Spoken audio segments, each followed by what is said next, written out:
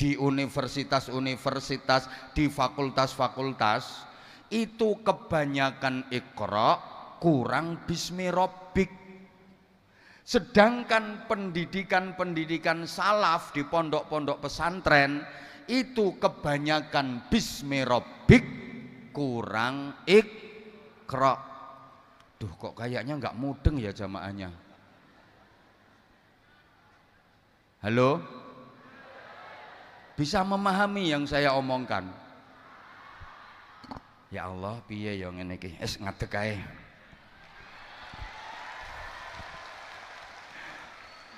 Berarti ini udah separuh kalau saya udah berdiri. Allahumma sholli ala Muhammad. Gini, nah kita ini ya harus Iqra, ya harus Bismi Rabbik.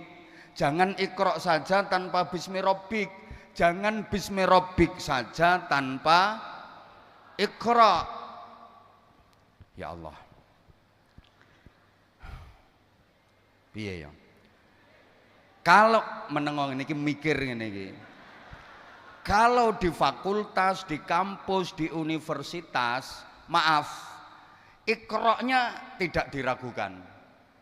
Kelemahannya rata-rata di Bismi Rabbik-nya. Gitu loh. Oke, Iqra.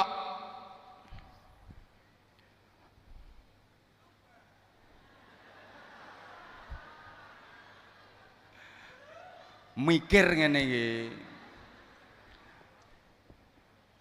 Memproses ilmu pengetahuan, outputnya orang-orang pinter.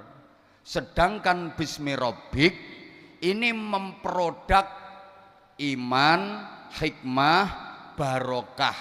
Nanti outputnya orang-orang bener. Kita jadi manusia ini ya harus pinter, ya harus bener, ya harus bener, ya harus pinter. Karena kan tidak semua orang pinter itu bener, dan tidak semua orang bener itu pinter. Ada orang pinter yang nggak bener, ada orang bener yang nggak pinter, malah mumet iki. Mesti ngomong ae mumet.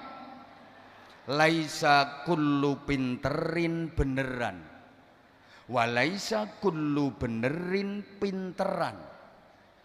Tidak semua orang pinter itu bener, dan tidak semua orang bener itu pinter.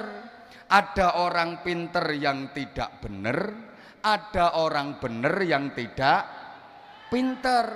Nah, kalau bisa kita harus berjuang maksimal agar menjadi orang yang pinter dan bener, bener dan pinter. Tapi andaikan suruh milih, daripada jadi orang pinter yang nggak bener, mending jadi orang bener meskipun nggak pinter. Karena meminterkan orang bener itu jauh lebih mudah daripada membenerkan orang pinter. Tambah mumet neh iki ketoke sampean. Wes susah iki.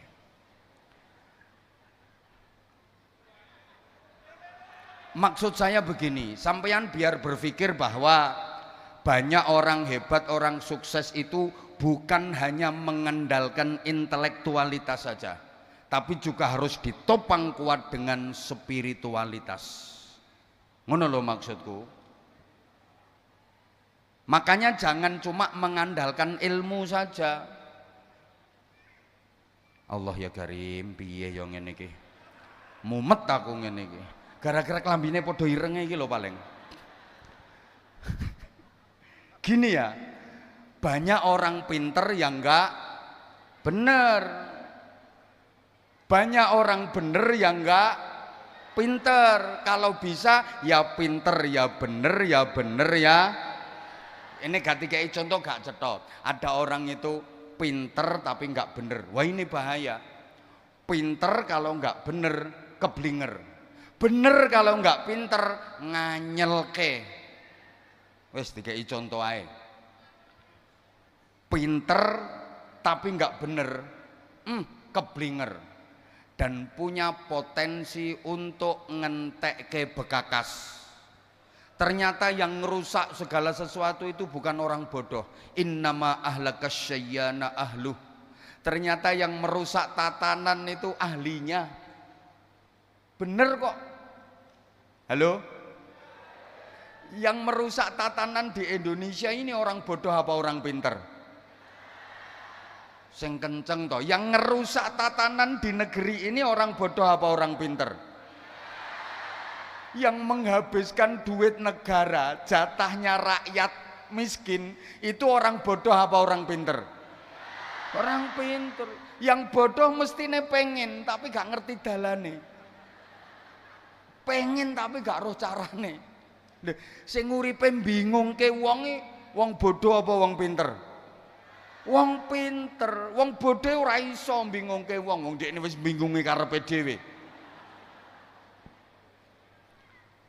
Yang merusak perekonomian ini orang-orang yang ahli di bidang ekonomi. Yang merusak hukum ya orang-orang yang ahli di bidang hukum.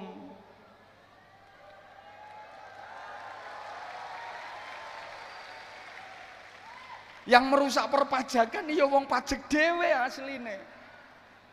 Wes ora usah diteruske, pokoke engko terusne kabeh ngono. Wong innama ahlaka syayyana ahlu. Nah, sebaliknya sekarang bener kalau enggak pinter nganyelke. Ngerti nganyelke nggih? Lek cara Jawa Timuran gregetno wong. Bener tapi enggak pinter, mesti nganyelke. Wong ditanya apa-apa, Mbak dari mana Mbak? Dari belakang. Mau kemana? Mau ke depan. Ini kan bener, tapi nganyelke. Mbak rumahnya mana Mbak? Indonesia. Iya bener. Rumahnya sampean lho ndi? Bawah langit atas bumi. Iya bener, tapi nganyelke. Sampean rumahnya mana? Ndak tak bawa. Kan bener toh? Wong nek omahe dikawoi bekecot. Tapi nganyelke. Wong ke pasar lho belanja, sepeda motor diparkir, hilang. Habis belanja itu sepeda motor hilang. Guyang guyu yo gak lapor polisi yo gak sedih. Ketemu koncone tambah guyang guyu. Mas, sepeda motor hilang kok guyang guyu to Mas? Alhamdulillah aku seneng. Hilangnya kok pas ora tak tumpaki. Coba hilangnya pas tak tumpaki aku lak katut hilang pisan. Niki kan bener toh, tapi oone pol-polan. Apa ini hujan ini? Masya Allah, barokah, barokah, insya Allah barokah. Allahumma salli ala Muhammad. Allahumma salli ala Muhammad. Nah, makanya gini, jamaah rahimakumullah, pentingnya yang namanya al-hikmah wal barokah. Karena sekarang sampeyan kalau mau cari fakultas pendidikan banyak. Tapi kan belum ada fakultas kesabaran. Betul? Anaknya sekolah di mana, Bu? Alhamdulillah anak saya di Unisula. Masuk fakultas apa? Alhamdulillah diterima di fakultas kesabaran. Enggak ada. Enggak ada. Maka jangan heran kalau ada tenaga kependidikan tapi enggak sabaran. Karena dia bukan lulusan fakultas kesabaran. Dia lulusan fakultas pendidikan tapi bukan lulusan fakultas kesabaran. Kalau pengen ahli di bidang ekonomi sekarang gampang, di mana-mana banyak fakultas ekonomi tapi belum ada fakultas kesejahteraan. Betul? Loh, banyak ahli ekonomi yang tidak bisa mensejahterakan karena hidupnya sendiri nggak sejahtera. Duh, paham porang ini ki.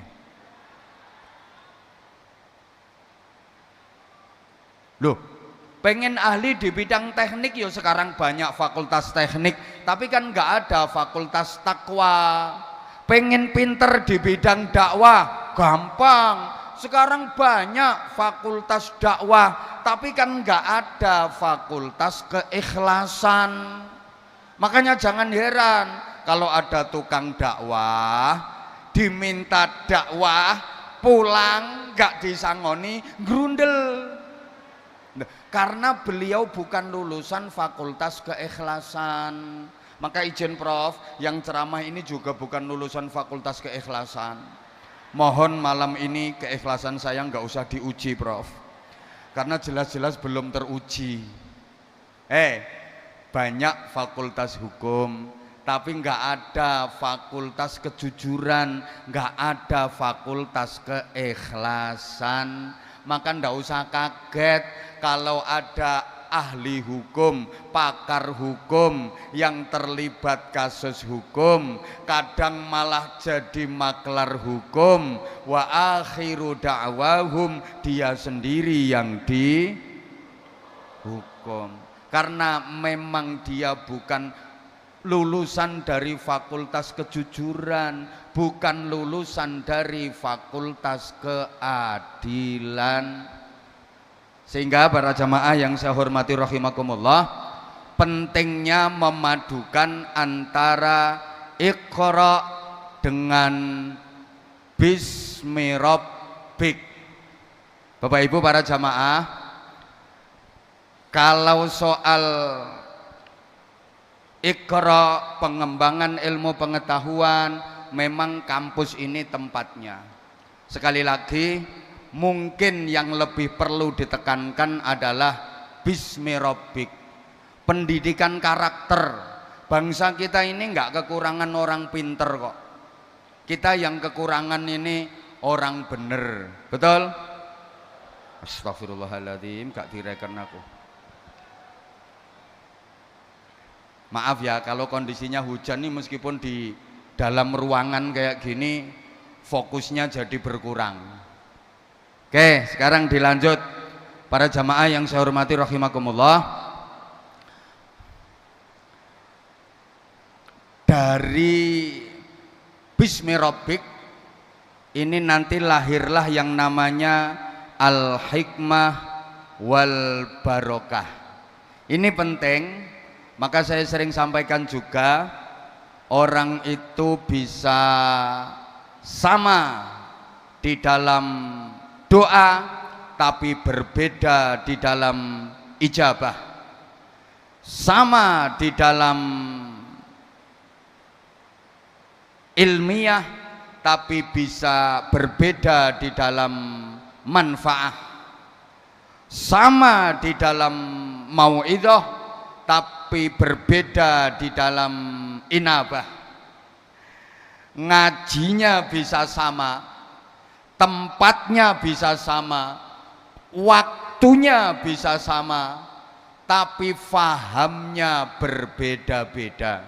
Yang hadir di sini ini loh, tempatnya sama, acara yang diikuti sama, ngajinya sama, tapi fahamnya bisa berbeda-beda. Tingkat pemahamannya aja loh bisa berbeda-beda. Ada kok sing kawit mang leh ngingeti aku metenteng tapi orang mudeng. Ada orangnya duduk kakinya selonjor. Ada yang kelihatannya nggak merhatiin wes, tolah-toleh kelenga-kelengo pelengaan, tapi meskipun begitu ya babar bisa ora paham. Sorry ya, sama-sama air itu khasiatnya bisa berbeda-beda kok. Airnya sama, tapi nilainya bisa berbeda-beda. Udah, sama-sama jilbabannya, tingkat solihahnya bisa berbeda-beda. Sama-sama bersolawatnya, nilai syafaat yang didapat nanti juga berbeda-beda. Yang hadir di sini aja ini loh, ada yang memang betul-betul niatnya tulus, pengen ikut bersolawat, pengen nyambung dengan Nabi Muhammad, pengen mendapatkan syafaatnya Nabi Muhammad Sallallahu Alaihi Wasallam. Nah, ketoro mulai awal sampai akhir serius, ketoro mulai awal sampai akhir fokus tenanan le sholawatan. Nah, tapi ada yang niatnya sekedar pengen menikmati suara Habibnya. apalagi pengen menikmati wajah ganteng Habibnya. Dirubah itu niatmu. Woi, mbah ra direken aku. Halo?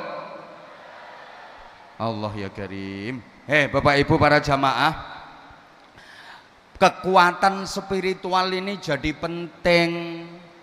Makanya ya, keampuhan dari doa itu bisa berbeda-beda. Sama-sama Fatihah. Kalau yang membaca kuwi Mbah Yai alim sing kiai tenanan, lho itu Fatihah bisa jadi wasilah sembuhnya penyakit.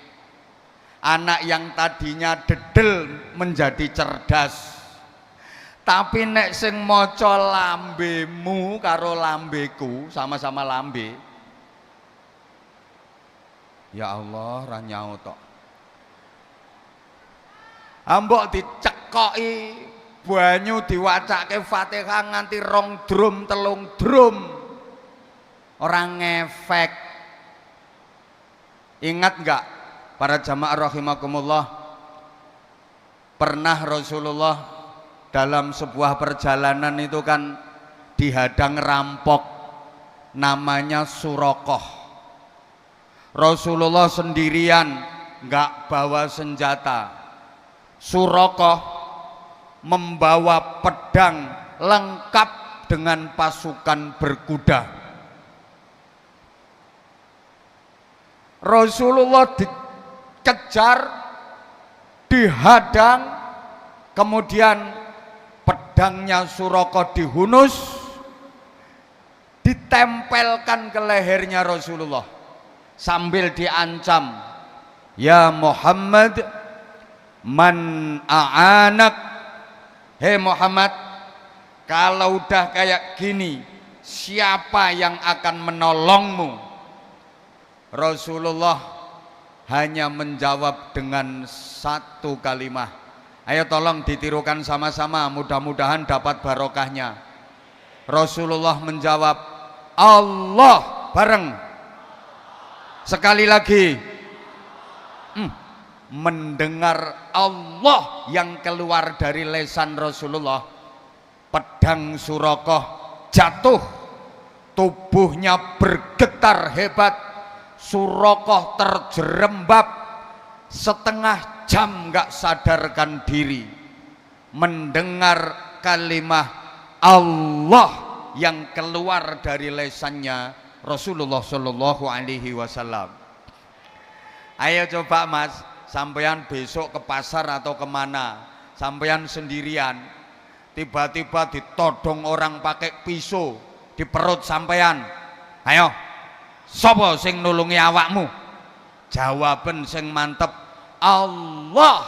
Insya Allah mancepe tambah jeru, brus. Allahnya sama, tapi kekuatannya bisa berbeda. Kenapa? Karena daya spirit dari orang yang mengucapkan yang berbeda. Allahumma sholli ala Muhammad. Ini cerita nyata ya. Mbah Yai Mutamakin Kajen, Jawa Tengah, itu pernah pada masa perjuangan melawan penjajahan Belanda. Beliau sudah dikepung sama Belanda, ke pojok, digerumbul pepohonan. Belanda, tentara Belanda ini udah pagar betis, mengepung rapet, udah nggak bisa kemana-mana, tinggal nangkep saja.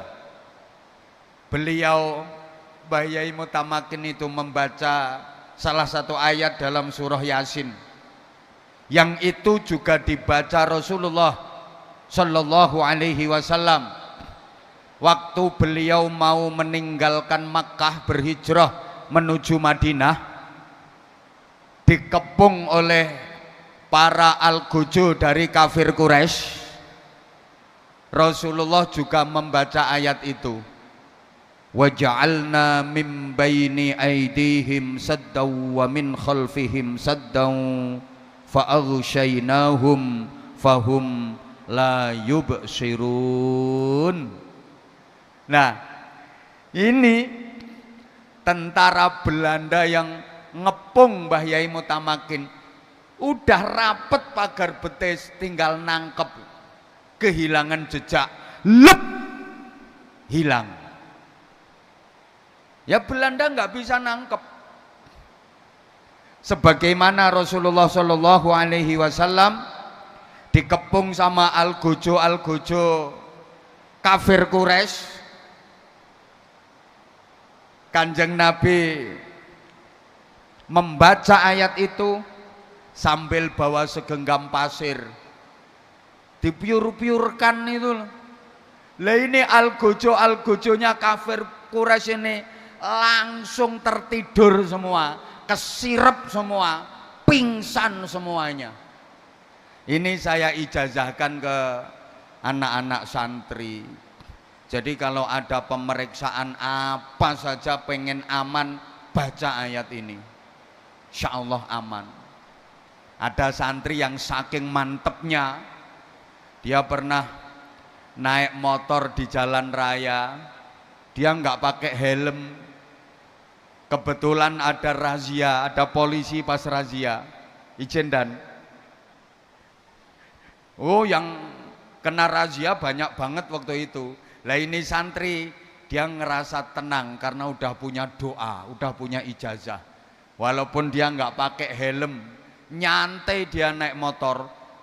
Pokok dekat sama tempat polisi razia itu dia baca ayat waj'alna min baini aydihim saddan wa min khalfihim saddan fa'aghsyaynahum fahum la yubsirun. Alhamdulillah, prit ketilang. Nah, dia protes ke saya, "Bah, kemarin pas saya motoran nggak pakai helm, ada polisi razia, saya baca waj'alna min baini aydihim itu kok masih tetap ketangkep, Bah." Tak bilangin, lah kamu cuman hafal satu ayat itu, lah polisi yang razia hafal surat Yasin no. Makanya kamu ketangkep. Ya Allah ya Karim. Allahumma sholli ala Muhammad.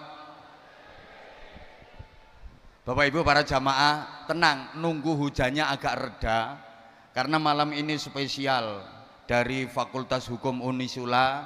Tadi saya dibisiki ada door prize untuk jamaah yang beruntung, 1 jamaah putra, 1 jamaah putri, berupa paket umroh gratis. Tepuk tangan untuk Fakultas Hukum Unisula. Masya Allah, keren. Siapa tahu nanti ada tambahan lagi 1 paket umroh gratis dari Pak Rektor. Kan nggak ngerti, siapa tahu paket umrohnya jadi 3, menengokim. Ini rayuan kok. Siapa tahu, tapi sementara dua dulu, 2, yang 1 putra, yang 1 putri. Para jamaah yang saya hormati rahimakumullah, orang dulu itu kadang-kadang doanya biasa-biasa saja, tapi kekuatannya yang luar. Ayo toh sayang jawab sing banter.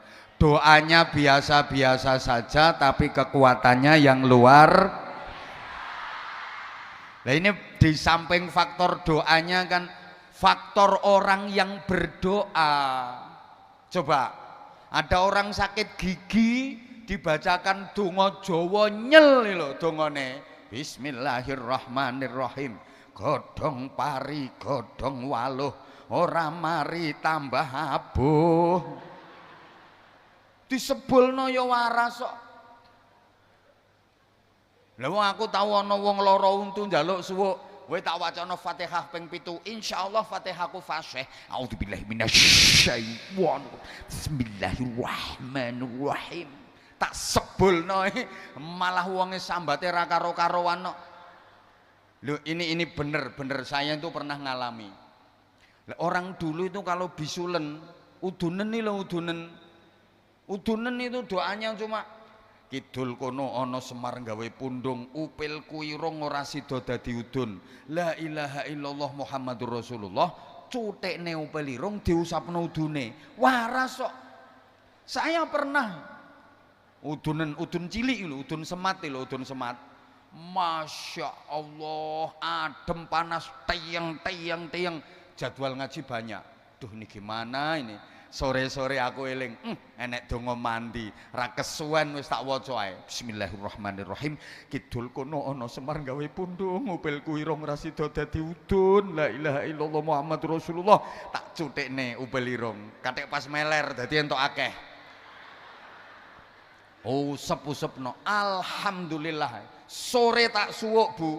Esok langsung udune manak telu. Doanya sama, tapi mandinya kok enggak sama. Ya ini karena lambenya yang membaca ini yang enggak sama. Allahumma sholli ala Muhammad. Yo. Makanya ini nek sampean ora paham apa yang namanya al-hikmah wal barokah. Alhamdulillah udah mulai reda hujannya. Saya tanya tolong dijawab yang kenceng. Sampean semua ini percaya sama barokah apa enggak? Karena akhir-akhir ini orang udah mulai kehilangan kepercayaan kepada yang namanya barokah. Kepercayaan dengan barokah akhir-akhir ini mulai luntur. Ini perlu diperkuat lagi. Saya ulang, sampeyan yang hadir di sini ini percaya dengan adanya barokah apa enggak? Yang enggak percaya tolong syahadat lagi. Karena barokah itu banyak disebutkan dalam ayat Al-Quran. Kalau enggak percaya barokah itu nyata, kalau enggak percaya barokah itu ada, sama halnya dengan enggak percaya sama Al-Quran. Barokah banyak disebut dalam ayat Al-Quran, termasuk surat yang menjadi dasar hukum peristiwa Isra Mi'raj. Awal juz 15 itu juga disebutkan barokah. Subhanalladzi asra bi'abdihi lailan minal masjidil harami ilal masjidil aqsa. Terus alladzi barokna haulah, yang sekelilingnya kami penuhi dengan barokah. Inna awwala baitin wudi'a lin-nasi lalladzi bi Bakkata mubarakah. Sesungguhnya bangunan yang pertama kali dibangun di bumi ini adalah bangunan yang ada di Bakkah. Dulu namanya Bakkah sebelum menjadi Makkah. Apa itu? Ka'bah. Mubarakah, yang dibarokai. Banyak ayat Quran yang menyebutkan barokah, termasuk Nabi Musa waktu masih bayi itu, kan termasuk bayi yang bisa ngomong Nabi Musa itu. Waj'alani nabiyya waj'alani mubarakan ainama kuntu wa awsani bis sholati waz zakati ma dumtu hayya. Waj'alani mubaraka, dan Allah menjadikan aku yang dibarokai. Allahumma sholli ala Muhammad. Itu yang ayatnya mesti jenengan paling hafal. Walau anna ahlal qura amanu wattaqau la fatahna alaihim barakatim minas samai wal ard.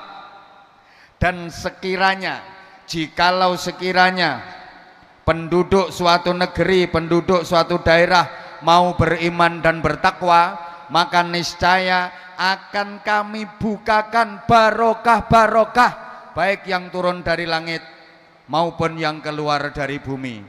Allahumma sholli ala Muhammad. Loh, hujannya deres lagi.